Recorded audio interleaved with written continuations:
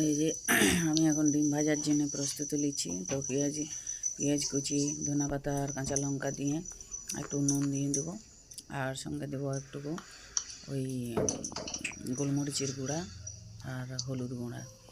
তো দেখো আমি ডিমটাকে কেমন করে ভাজছি।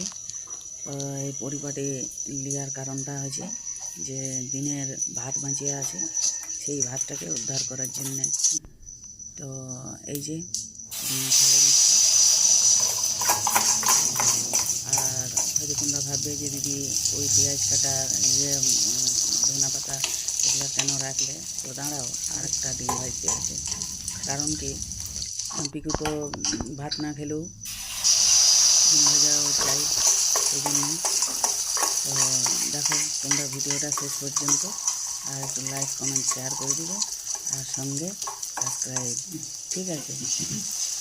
তো এই যে দেখতে থাকো। তো তোমরা কারা কারা ভাত নষ্ট করতে পছন্দ করো না, একটু অবশ্যই আমাকে কমেন্ট করে জানাবে, আমার দলের লোক যারা আছে। এই ডিম ভাজা হয়ে গেল, এবার মুড়ি, ভাত, ডাল আর ডিম ভাজা গলা পর্যন্ত ধাসাড়ি দেব।